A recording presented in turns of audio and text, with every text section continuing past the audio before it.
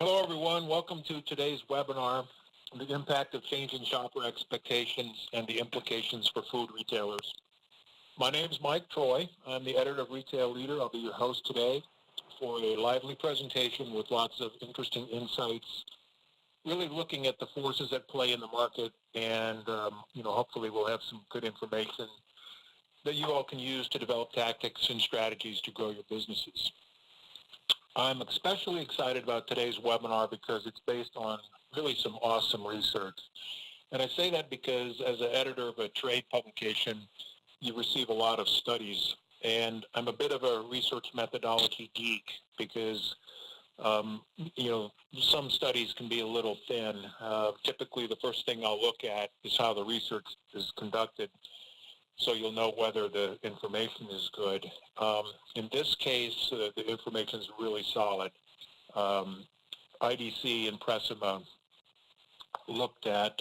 did a study involving 200 food retailers and 3,000 shoppers. So that's a really large sample, and the retailer numbers are super impressive because it can be hard to get a good sample of retailers. With us today to dig into the findings, really explain what it means, are Greg Gerard, Program Director, Worldwide Omnichannel Retail Analytics Strategies with IDC Retail Insights, and Graham McVie, Vice President and General Manager of Business Development with Precima. Greg's responsible for setting and delivering IDC's authoritative perspective on how retailers should use information technologies to achieve operational, tactical, and strategic objectives in sourcing, buying, planning, assortment, allocation, replenishment, and pricing of merchandise. So there's a lot there. Graham leads Precima's customer analytics and loyalty services efforts across North America. He has more than 2 decades of consulting, software as a service, and analytics experience, and a track record of helping clients improve sales and profits through insight-driven, customer-centric strategies and solutions. Before he joined Precima in 2012, Graham was Senior Vice President of Sales at Symphony Analytics, SVP at Applied Predictive Technologies, and VP of Strategic Alliances at Demandtech. He started his career as a consultant at Bain & Company, and he received his Master of Engineering degree from the University of, you can correct me, Graham, if I pronounce this wrong, Strathclyde in Scotland. And I mention that so you all can appreciate his delightful accent. No, it was perfect, Mike. Thank you. Yeah. So I'm going to turn things over to Greg here in a second, but just a reminder that if you look on the left-hand side of your screen, you'll see a place where you can ask questions as we go through the presentation, so feel free to do so. We'll get to as many as we can at the end. And then also, if you're interested in receiving a copy of the deck, we'll provide emails at the end, and you'll be able to reach out, and we can send that over. With that, I am going to turn things over to Greg, and then I will be back at the end to moderate the Q&A. Go ahead, Greg. Mike, thanks very much. I appreciate that introduction. IDC is an international data corporation, so data and research methodologies are right in our name. We've been around for 52 years doing this stuff on a global basis across many different industries. And I'm glad that, delighted to be here with you and being able to share our results. And I have to give a lot of compliments to Graham and the Precima organization, because we really worked shoulder to shoulder, side by side, throughout the development of the survey instrument, designing that, ensuring that it was absolutely spot on. And then we did a lot of work in the post-field analysis of this, worked very collaboratively on that. So Graham, thank you very much for being a great research partner in this. We really appreciate that. So I want to speak to 3 areas to set up our conversation today. And we've called this a $1.4 trillion food fight. Americans spend that much money every year to feed themselves and their families. And because of a lot of societal pressures and trends and changes, not pressures, but just trends and changes, how we feed ourselves and care for our family with food and nutrition has dramatically changed over the past couple decades. Since 1991, grocery retailers have lost and all food retailers have lost a significant share of market, 29% in fact. A lot of that has gone away that has not just gone from grocery retailers to other types of retailers. It's also gone to fast food restaurants, casual dining, schools, recreational events and venues. It's important as a background to remember that consumers today are much more interested in experiences than in products. We see the evolution of a sharing economy. Households are forming differently and later today. People have varied and very busy lifestyles between occupations and families and so forth. So the traditional center of home activities around food prep, meal consumption, and enjoyment have fundamentally changed. That's the background. Today, there have been a series of additional changes that are driving how the industry is structured with new participants, and like I want to talk to that as well. So transformational turmoil and the shopper dynamics are changing, and I'm going to talk also about the implications for food retailers. So let's just keep right on going here.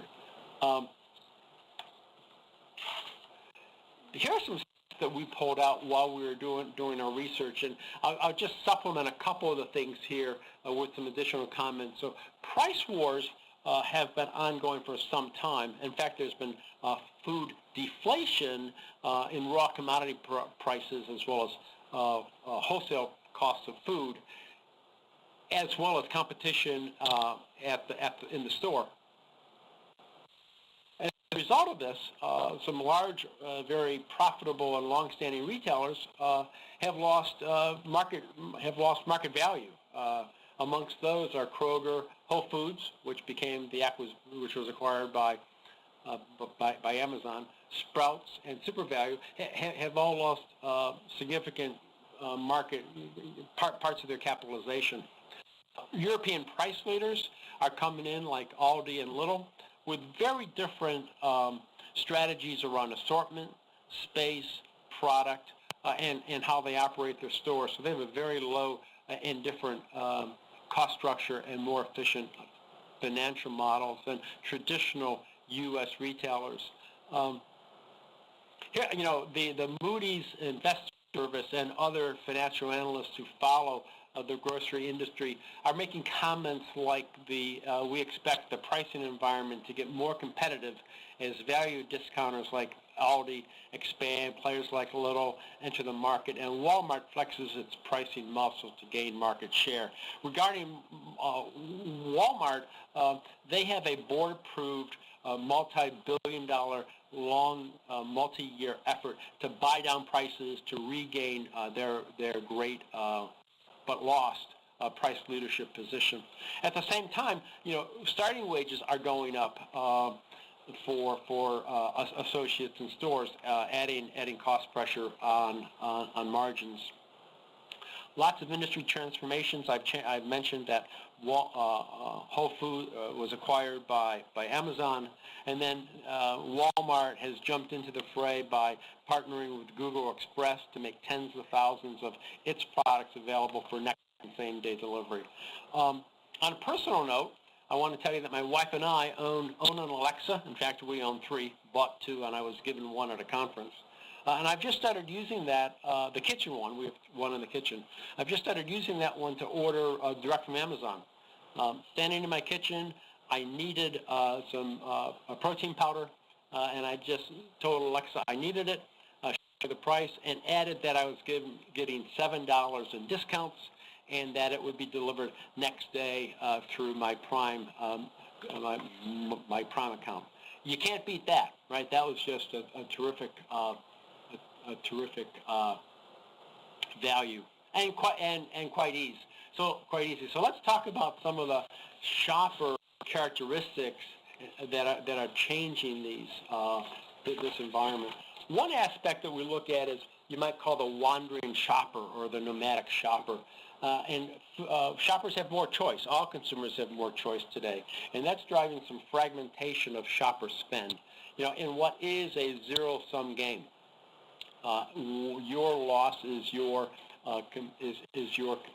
competitor's gain. There's, I'm on the wrong slide. Sorry.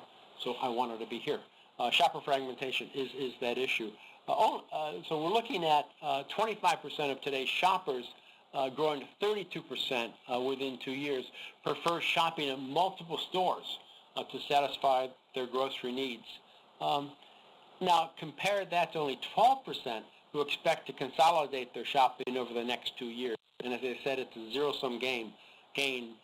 Your loss is your competitor's gain.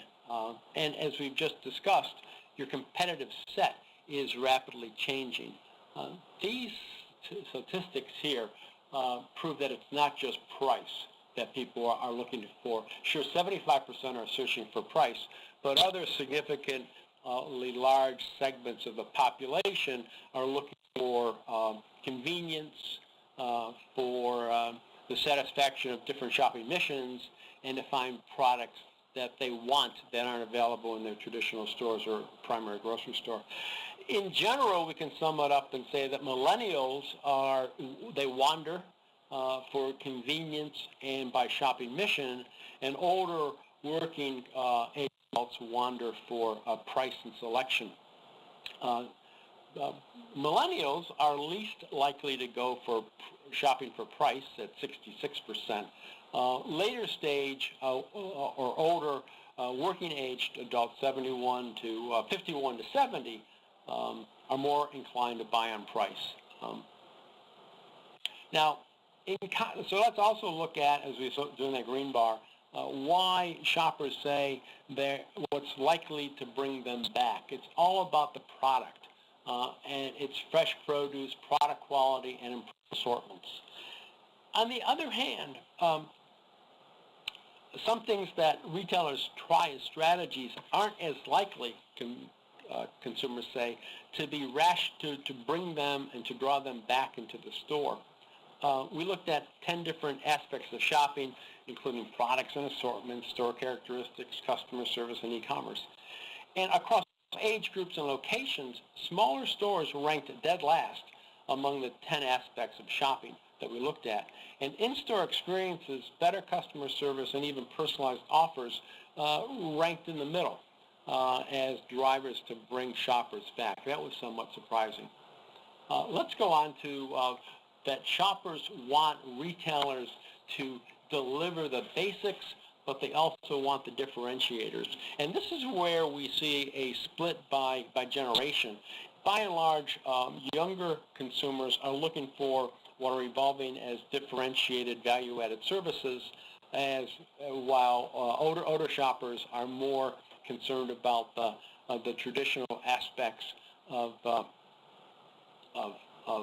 products, national, well-known products and the like. So I wanted to just make those introductory comments to set Graham up for some additional ones that he's going to make. Graham, why don't you take it away? Yeah, that's great, Greg. Thanks for that. Yeah, so I was fascinated with some of the findings that came out of the research. The one that I was a little bit surprised about is kind of captured in that little blue talk bubble that you've got on that slide there, Greg, about how interested all consumers were in personalized pricing and promotions. And when you think back to that previous slide about shopper fragmentation, about 75% of shoppers are looking for better prices, and that's why they wander.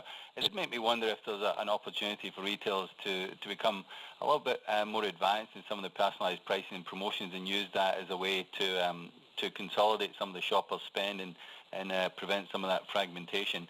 So there was certainly some interesting insights that came out of it.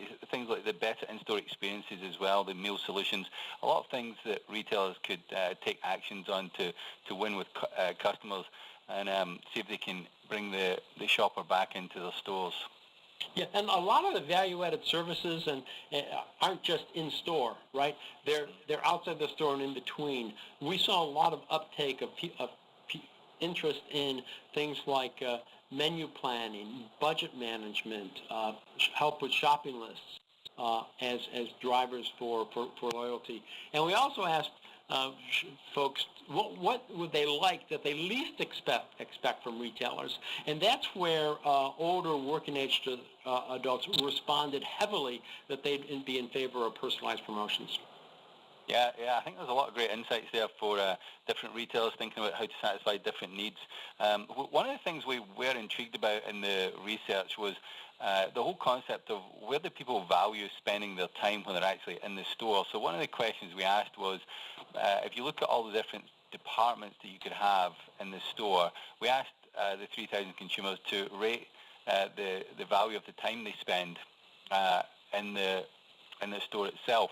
And you can see here on this chart, the top two, the grey and the orange, are where people say their time spent is very valuable or valuable. And the grey and the orange for fresh fruit and fresh meats and fish is almost 80% of shoppers said that they'd value spending their time in those departments in the store. I don't think that's hugely surprising, but if you look at all the other areas, the mainly centre store areas, you're down below 50% of shoppers saying they value their time in those departments when they're actually in the store. This actually broke out kind of interestingly on a generational side of things, because we actually found out that the older generations value spending their time in the fresh departments even more so than the younger generations. So the chart on the screen just now shows you the average. The older generations were even more inclined towards wanting to spend their time in the fresh fruit and vegetables and fresh meats and fish, more so than the younger ones. What was intriguing to me is the younger generations appeared to value spending their time in health and beauty care, snacks, canned goods, home products, more so than older generations. So it still wasn't as high as the preference for spending time in the fresh departments, but there was a big disconnect there between the older and the younger generations by time spent within the store in different departments. And if you actually look at the generational shift that's going on, I apologize to the Gen X people out there. Oftentimes the Gen X people get neglected in these conversations as they're sandwiched between the huge cohort in the boomers and the huge cohort in the millennials. Both, I think, are just north of 80 million in each of those generations there. But we actually found when we asked them about how many options do you value in the assortment in the different departments, again, we found a little bit of a split here where the older shoppers, more so than the younger shoppers, valued a lot more options in the assortment in the fresh areas of the store. But the younger generations preferred more options in home products and health and beauty care. And that one had me a little bit intrigued. And when Greg and I were talking about that, we did wonder if that might be because when it comes to the older shoppers, maybe they've become very loyal to their trusted national brands that they've spent time buying over the years. And I know my wife oftentimes gives me a hard time because of the shampoo that I use, and she says that's shampoo for a younger person. And I said, well, I actually started buying it when I was a younger person. I've just grown and stuck with the brand. So I think that there may be an element of that is taking place here. And what we found when we looked at the e-commerce side of things was it's actually kind of interesting that the younger generations are more willing than older generations to purchase online. I don't think that's a huge surprise. But when we asked them about that by departments, they actually did value or were more willing to purchase home products and health and beauty care online. So it throws up an interesting sort of situation for retailers when they're trying to think about allocation of space and number of options in the store itself. And we actually went one step further and asked by types of products where people would value different types of products, how important or unimportant they are. And you can see here we asked them about established national brands, eco, ethical, healthy products, new products, and niche or alternative brands. And you can see the breakout by age group there. The green bars are and the yellow bars are the younger age groups, and the blue and the grey are the slightly older age groups. And you can see that the slightly older age groups are much more inclined towards the established national brands, more so than the younger generations. Not to say the younger generations are not interested in established national brands. That's still a pretty high response. But you can see if you look at the other three areas, the preference switches where the green and the yellow, the younger generations place a higher value on those other product areas. So it does kind of talk a little bit to the older generations being a little bit more potentially brand loyal, especially to some of the more established national brands that might have been around for some time, whereas some of the younger ones are, maybe they're still trying to determine what they like, or I've certainly seen a lot of studies out there about millennials saying that they're less sort of naturally inclined to be loyal and they're more willing to try new outcomes. So there could be elements of that are coming into play here. So this sort of presents a little bit of a dilemma for the retailers themselves, because they face a little bit of a challenge where in some regards, there are some shoppers that are looking for narrower assortments, an easier shopping experience in some areas, but in other areas there are more varied preferences and even some tastes. I mean, there was, I think, a number of you on the webinar today are probably aware of some of the interesting flavors that are coming together. I think I saw one recently that talked about was a jalapeno chocolate, and trying to combine those two very different flavors and see how people responded, and it got some strong response amongst a segment of the shopper base. And then you've got the other dynamic of established national brands are more important to the older generations, whereas you get newer products and more niche products and environmental products that are more important to the younger generation. So it does create a little bit of a dilemma for the retailer, depending on what shoppers they've got. How do they satisfy all those different types of needs that might exist there within the same store footprint, and with managing their assortments and their inventory and their supply chain as well. So given that, Greg, I'm going to hand it back over to you and let you talk a little bit about some of the implications for food retailers given some of those findings. Thanks, Graham.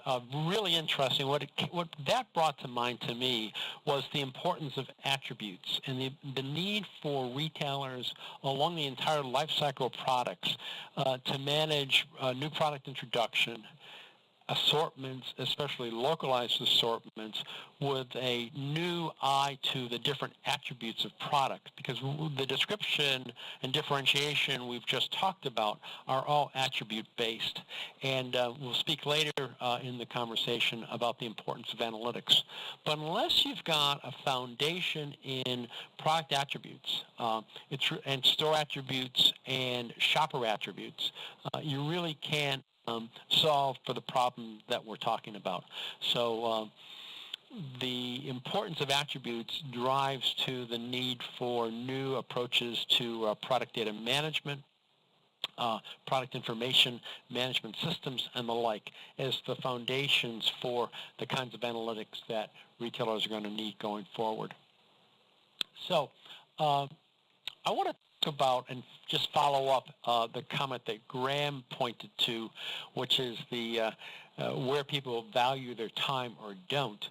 And you're going to find a really nice correlation from that slide to this one, that people don't value their time in health and beauty care, HBC, or in home products. And guess what? Those are the two segments that are most likely to see erosion from online retailers. And there are two different economic and space implications presented by those two categories. HBC, smaller physical, there's more value on each square meter or square foot of shelf space or and front facings and the like than there is for home products and paper and such, in different locations in the store. So there's opportunities here to free up lots of space in home products, so long as you satisfy a shopper's expectation that there are some shoppers, and we saw it was a significant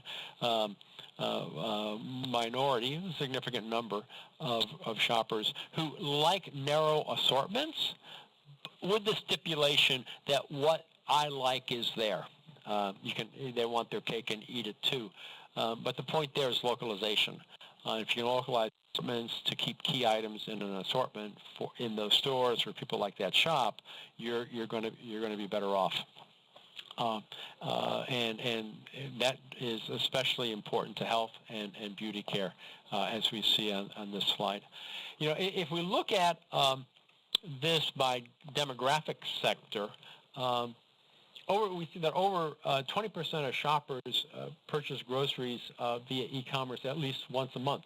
That could be one item for one Amazon Prime delivery, or it could be several, but at least once a month, 20% of shoppers are buying online. And that varies by type of family. And we looked at several dimensions of demographics: household type, age, income, and geography. And a couple types of shoppers stood out as being the most prone or most inclined to shop online. That's families, over 40% shop online at least once a month. Millennials, half of them shop online for groceries at least once a month. Urbanized as well, and higher income folks as well. And now all three of those, or all of those, tend to be very attractive core shopper segments for many of the retailers that we're talking to today, or I hope are listening. So the background to this, as we all know, is that shoppers are already experimenting with a variety of home delivery services. I'm particularly interested and astounded by Instacart. Instacart in the Boston area where I live already has relationships with 4 different grocery retailers of different segments. There's Market Basket, which is a value-oriented broadline grocery retailer. There's Stop and Shop, which is more of a high-low promotional large footprint retailer up here, as well as Whole Foods, a premium-oriented retailer. The thing about Instacart is that it's promising delivery same day within 2 hours, and it's working a very, very complex process that includes the dynamics and variabilities of picking, that is shopping. They call them their in-store associates shoppers, packing, and delivery to stores. And they're improving every month the on-time performance of their shops and deliveries, and they're also improving the customer satisfaction with the quality of product that's selected. They're even utilizing mobile phones in the store, so a shopper will call his or her customer and ask about what they want and ask for their permission to make a substitution, or even take a picture of a particular meat or fish that they're looking to buy. So there's a lot of experimentation and process modification and innovation backed by really hard science. That's very impressive as retailers develop or are confronted by new shopping. And that changes the role of the store as to be in a place regarding its role as a place for selection, as well as its role for a place of distribution. We looked at meal kits as well.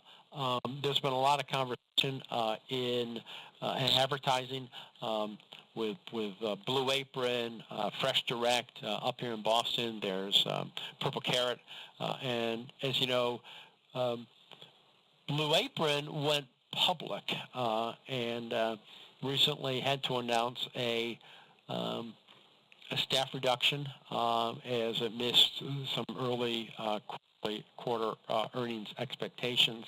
I think that's a blip.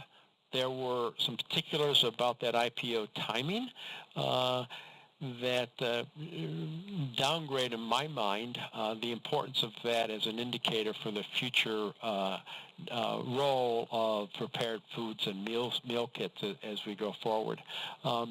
They're appealing to very attractive segments.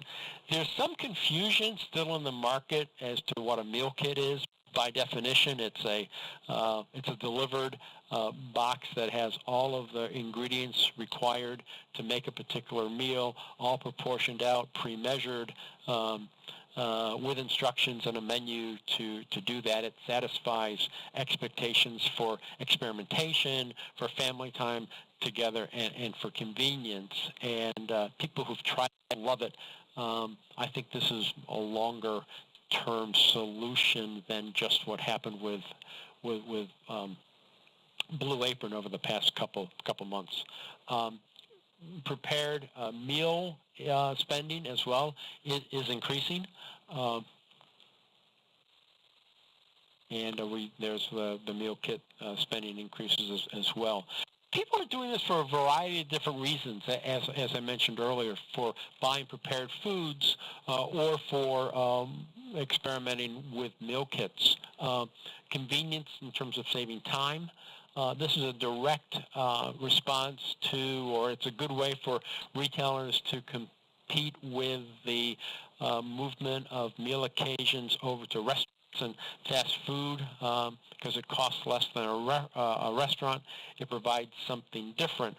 When we looked at the reasons for I can't or don't like to cook in special occasions, men more than women were inclined to buy prepared foods or meal kits for those two reasons. And I could only think that it was a date night phenomenon. I don't like to cook, and a date night is a special occasion. So, Graham, maybe I should turn it over to you, with that little quip. So go right ahead. Yeah, no, that's a really good point there. The other thing about e-commerce that I find fascinating is that those same demographics that you outlined there, almost 50% of the shoppers in each of those demographics spends more than 25% of their budget online for groceries now. So it's more frequently happening, and it's getting a bigger spend proportion of people's budgets as well. So we've seen now that there's very different segments of shoppers. The boomers and millennials, they have different needs. Shopping is becoming much more about an enjoyable experience, less transactional. The valuable and attractive segments are more interested in buying online than other segments. It's more inclined towards some departments than other departments. Meal kits and prepared foods are now vying for store and shelf space, and there's this trend towards new products that capitalize on free from or good for you or ethical or even different flavors as well. So you've got all these challenges going on. So what is a retailer supposed to do in terms of planning out within their stores how to organize their shelves and their floor space? And when you think about assortment and space planning, there's a variety of different approaches that are out there that retailers are using. There's the old-fashioned ranking cut, where you rank all the items based on sales, and then the bottom 5 or 10% just get cut. There's a slightly more advanced way of doing that, where you can have a variety of different metrics get put together into a revenue-weighted metric. So it could be basket penetration or size of baskets as well as just sales. You then get ranking cut by key segments. There are retailers that are looking at it and saying, well, let's just segment out my most valuable or loyal customers and use that as the basis for assortment decisions. Then you start getting into some of the more advanced analytics, where you're looking at things like what-if simulations and demand transfer and what would happen to demand if you remove an item from the assortment. And then finally, you can go to the sort of most advanced step, which is a total store assortment optimization approach. And it's important to understand that there are obviously different elements to this, and sometimes we see different terms being used interchangeably. So when we're talking about assortment, we typically think about it as items that are in or out of the assortment, and items that are in a local setting versus a national setting. When it comes to macro space, obviously that's how many square footage or a category gets within the store, how many linear feet of shelf space. Micro space is the number of facings that each item would generate or would receive. And then the planogram, where exactly is it located on the shelf. And then you get down to store-specific planograms, when you have to work out how many days of supply go on the shelf, and hence how many facings do you need in order to line up with the delivery schedule for the supply chain. So there's lots of different elements towards the assortment side of things, and they have to incorporate three sort of different elements, which is the optimal shopper value. The shoppers in one store are not always identical to the shoppers in another store, even if it's two stores within the same banner or the same chain. It has to be optimal inventory investment. Obviously, you have to right-size that to make sure you manage the inventory investment appropriately. And then you have to also try and look at the localized demand management. What's the level of demand for items at different points in time in different stores? And you have to be able to bring those three together to get the right balance between the shopper preferences, the operational efficiency of the supply chain, and the financial value that can be generated. So you need to incorporate all of those different elements. I thought I would share with you a couple of case studies that hopefully will be of some help and relevance to you as you're thinking about all of these different dynamics, competing for space in the stores and how you're trying to compete for shoppers and prevent that shopper fragmentation and make sure you're the preferred choice for shoppers to come to your stores. So when we talk about making assortment decisions, we generally look at something called a true item value that captures the transferable demand. So if you've got an item and it has 100 units of sales, if you were to take that off, how much of those 100 units of sales would transfer to another item that's already in the assortment? And then you look at halo demand. So what other items are co-purchased with the item, and potentially you would lose those sales if that item were removed. And then that gets you down to what we refer to as true item value. And when you're looking at true item value, it's really important to understand that transferability is not a reciprocal relationship. So here we have some heartburn medicine, and you can see the national brand to the private label. If you were to remove the national brand from the shelf, a huge amount of that volume would actually transfer to the private label, but the reciprocal does not hold true. If you remove the private label, not all the sales would transfer to the national brand, and that could be because the shoppers that are buying the private label are more price sensitive, and they potentially would not trade up to the price point for the national brand, and they would either trade to a different size of the private label, or they would potentially walk out the store and go to a competitor.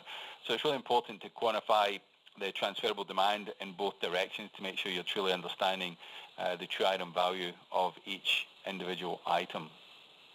Now, when you run something like a total store assortment optimization across the entire assortment, including every item and every category, you very quickly start to see what categories have too many options in the assortment, which have just the right amount. And you can see here the different number of items that are being recommended for removal from the assortment. And this is really important when you're thinking about right-sizing your offering in your store for your different customers in that store, and making sure you're not having unproductive space allocated to items that are not delivering for you. And you can see I've just highlighted a couple of examples here. So categories 4 and 5 here, they're either already right-sized, they've got the right number, or shoppers value a lot of options in these categories, so you have to have a lot of options here.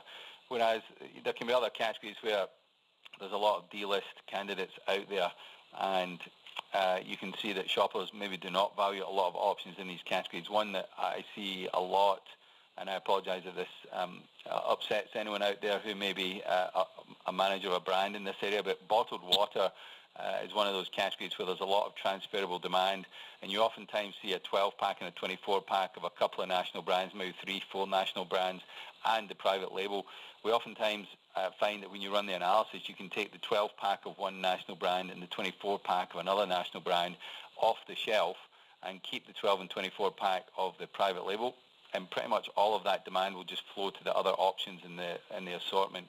And as I'm sure you're all aware, those 12 and 24 packs of water take up a lot of shelf space, and that's not a productive use of that shelf space. So this helps you right-size assortment across the store and can free up space for some of those newer products that are coming in, or expansion of prepared meals, or the fresh categories, or meal kits. This is another case study. We have here an indication of 15% of SKUs were identified for D-list with small impact on sales and gross profits from those items.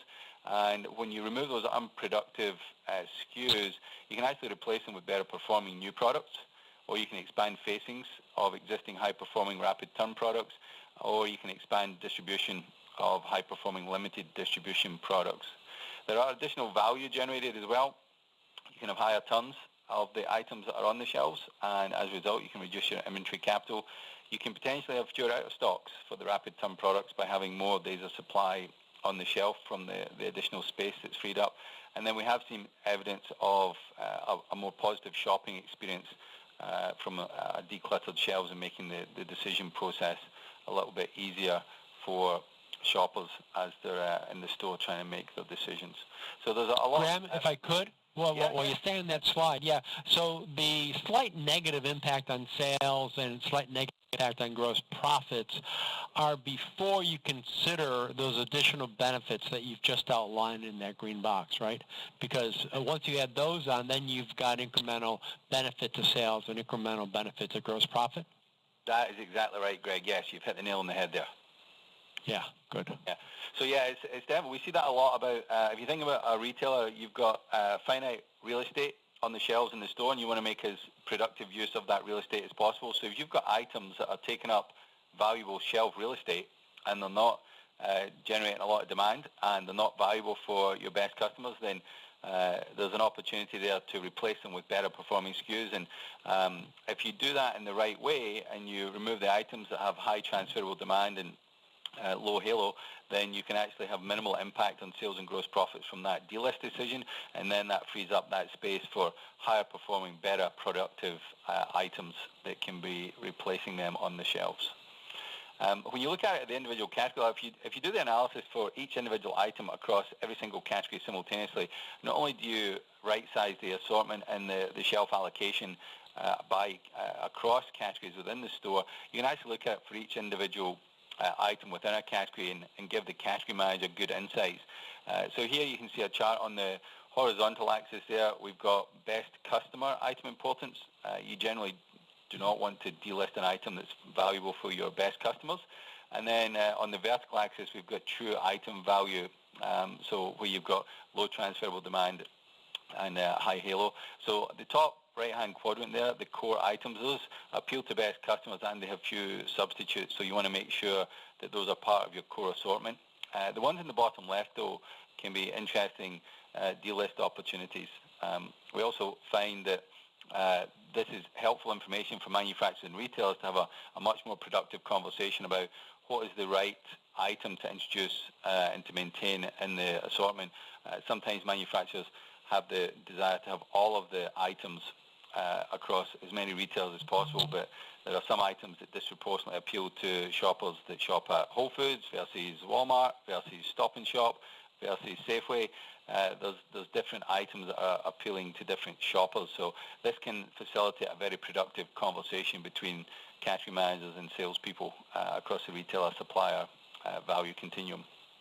The localization element is really important. There's a lot of localization impacts that are important to take into account, and you can see how your assortment might want to vary. Obviously, there are operational considerations that you need to take into account. You can't necessarily localize absolutely everything, or that could throw the supply chain into havoc.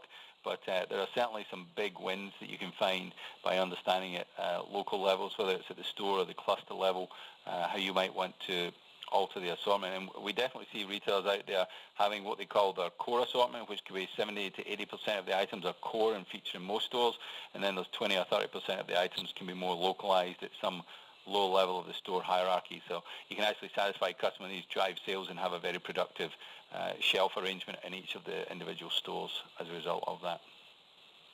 Obviously, when you introduce new products into the assortment, you have to avoid getting yourself back into the situation of renewed SKU proliferation. And you have to make sure when you have new items coming into it, they're assessed on a sort of trial and repeat basis to understand how well they're performing. And you see here, there's just an example. There's another case study of sort of trial and repeat on a weekly basis. The yellow portion of the bar is the trial, so that's when someone first tries it, and the green is when they repeat it.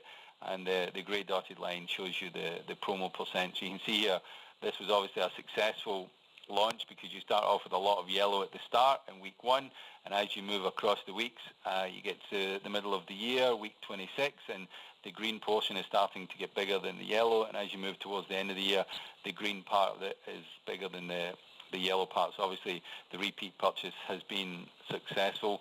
There's another way you can look at it. You can look at it on a 2x2, and this one just shows by segment, actually it's household size, life stage, that we slice this by. And you can see here where you've got households with teens and babies and kids. The trial was high and the repeat was high for those segments. So clearly this product and the marketing appealed to those segments. But in the empty nesters, the singles, couples, they didn't work quite so well, so it didn't appeal. So when you're thinking about where you should deploy or distribute this new product, maybe over-index on the shelf space with stores that have higher proportion of customers that are families rather than empty nesters or singles and couples. And then the paradox of choice, I think most of us have probably heard about the paradox of choice. This is actually, again, another real live case study, and it comes back to the point that Greg was making a minute ago. You can see on the left-hand bar chart here the reduction in assortment, and then on the right-hand side, you can actually see the impact on sales from the decisions that were made. And as a result, the overall assortment became more balanced across the store, and the productivity ended up generating 2.5% almost of incremental growth as a result of optimizing the assortment across the entire store and within each individual category as well. So there's lots of opportunities to grow the store and satisfy customers with having the right results for them in each of their individual stores. So I just wanted to share a few of those case studies. I hope those were somewhat interesting and helpful to you. And now I'm going to hand it back to Greg for the last little bit.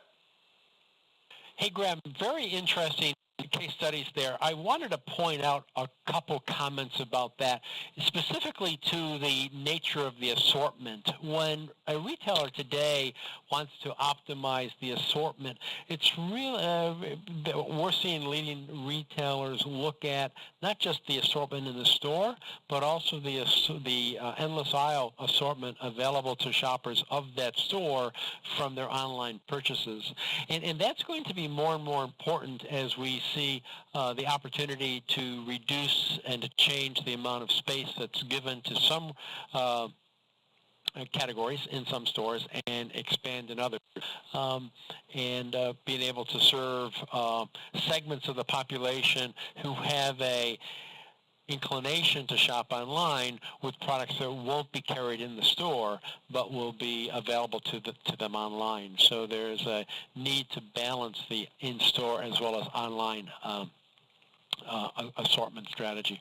So my title includes the word analytics. If it included the word nail, I would think a hammer. I would think that the whole world is a nail.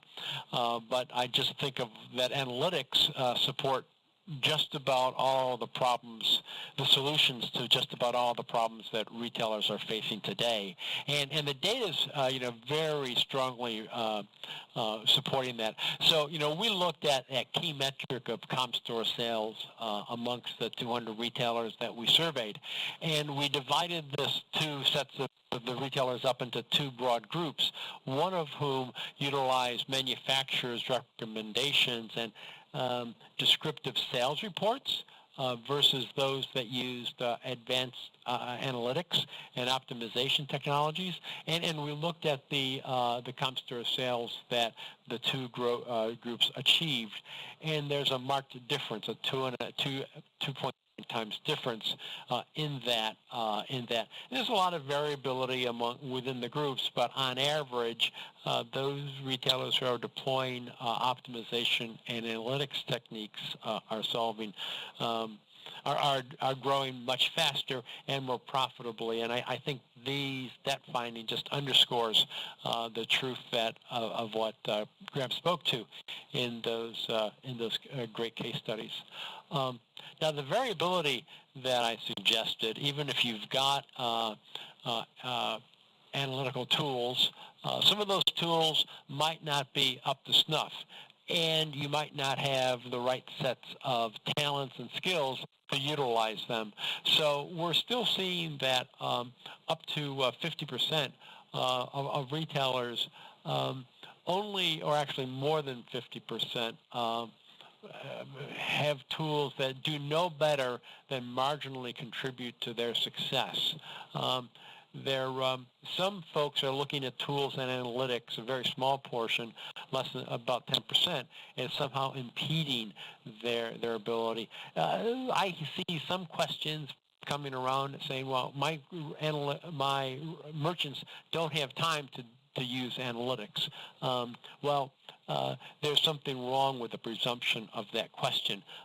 They're probably using the wrong type of analytic tools, and they may not have the right kind of training in order to use those tools effectively. But once they do, we're seeing that most retailers with tools are outperforming their peers. So we just summarized the statements here, 2.5 times improvement and retailers that rely on more simplistic approaches suffered comp store sales decreases, 22% of those. So I'm going to wrap it up before my comments, before I hand it over to Graham, with some of the key takeaways that these high-level takeaways that our findings drive to. And the first is, and this is motherhood and apple pie, it's incumbent upon retailers to reconfigure those stores, but they need to do it smartly in order to surgically focus on the in-store categories that are important, and importance is in terms of how consumers value their time and how consumers value the types of choices they have and how different demographics of consumers prefer different attributes of products. So reconfiguration of stores in terms of time, value of space, value of product attributes are all the independent variables that will drive proper reconfiguration of stores. Invest in e-commerce. I've heard some retailers express concerns about the profitability of e-commerce. I think that's an excellent question, but there's an even better, that's an excellent concern, but there's an even better question to answer, which is, what's the value of my shopper that likes to shop me through an e-commerce channel? If not all the time, at least some of the time.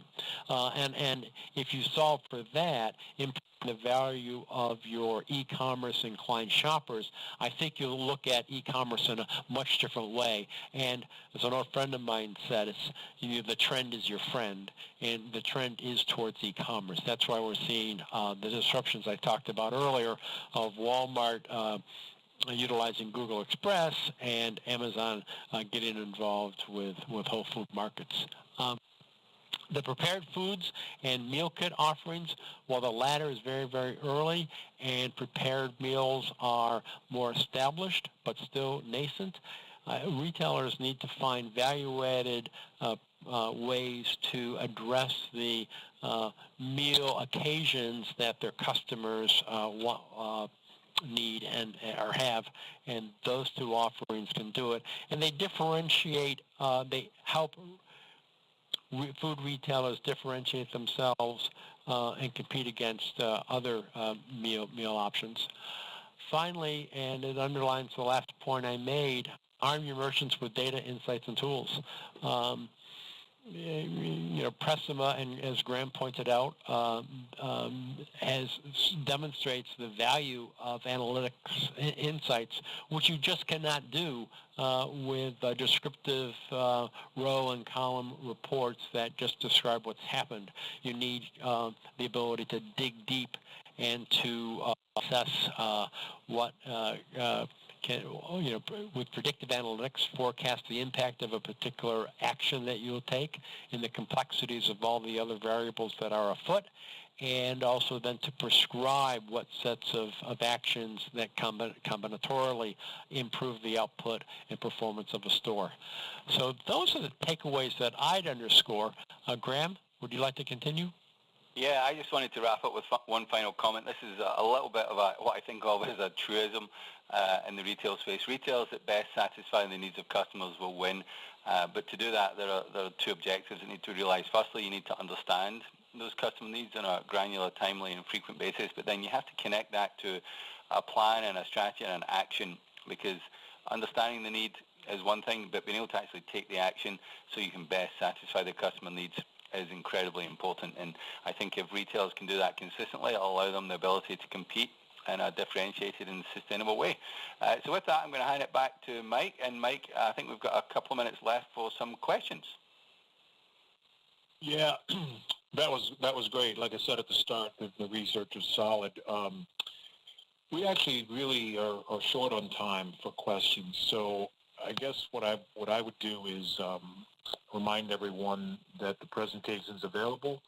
You can send an email to Graham. I believe the email addresses are shown on the screen. I see a slightly different screen on my end. So you can reach out to Greg and Graham, and they can provide the deck. And also, if there's specific questions, you'll be able to reach them and excuse me, and ask whatever is on your mind. the there's a presentation that'll be available, kind of a condensed version of this also. But I'm gonna, parting thoughts. We're gonna skip over the questions because we're running out of time. But I'm gonna just shift it back to Graham for your closing remarks and thank yous. Yeah, no, we thank you all for your time today. We've got some thought leadership that we share. The actual info brief that goes along with this presentation is going to be available. It's called The Grocery Store as an Asset, How Food Retailers Use It in Future Will Determine Success or Failure. And then there's a number of other thought leadership pieces that are also available. And then we'll be at NRF in January in 2018. So we're going to have an Exhibitor Big Ideas session. And we'll be there if anybody wants to follow up on any of the case studies as well. But yeah, if you want to receive a copy of the slides, please feel free to email me, and I'd be happy to provide them. There's my email address on the screen there. And again, I just wanted to thank all of you for joining us today. So with that, Mike, I'll hand it back to you. All right. Thank you very much, everyone. Appreciate your interest today. And like you said, reach out to Graham if you have more questions. You can see his email address there. Just kind of stalling here a little bit so everybody can get it down. And thank you very much. Take care. Have a nice afternoon.